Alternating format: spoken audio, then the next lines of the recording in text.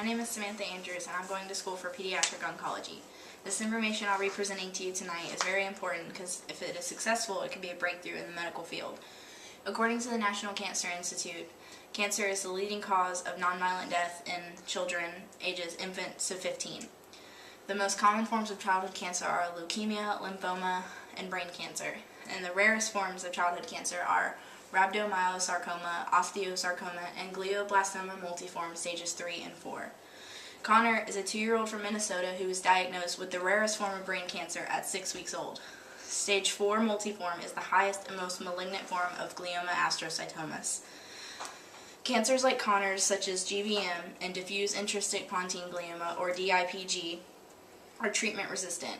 Doctors and physician scientists from Baylor College of Medicine, Dr. Jason Shohit and Dr. Jack Sue, were given $100,000 grants to fund their research in developing treatments for childhood cancers.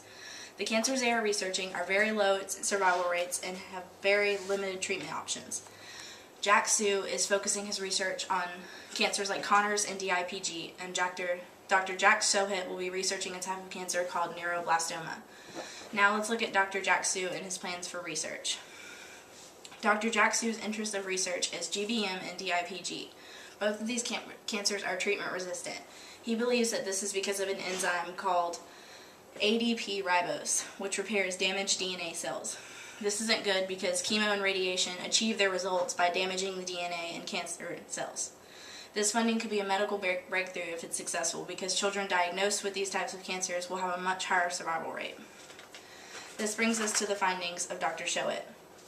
He's using his $100,000 grant to focus on treatment for neuroblastoma, according to the Cookies for Kids organization. This accounts for 15% of all pediatric cancer deaths. Shohit uses 2 drugs that alter the genetic pathways that don't damage DNA, so chemo and radiation won't be needed, and he'll have a whole new treatment with these drugs. Shohit says that the key to this is combining the activation of one pathway with the inhibition of another. He hopes to reduce the toxicity of treatments for these cancer patients. Now let me summarize for you the new hope in pediatric oncology. This new funding to Shohit and Sue is extremely important. It will increase the survival rate for children diagnosed with these cancers. Dr. Sue is finding exactly what it is in cancer that causes the DNA to repair itself, and Dr. Shohit is using pathway-altering drugs to reverse the cancer without damaging the DNA cells. This could provide so much more hope for parents and kids who are diagnosed with these types of cancers, and it would cause these parents and these kids to have more faith in medical science if these 2 men could come up with their revolutionary treatments. The future looks bright and promising in the hands of these brilliant and dedicated doctors.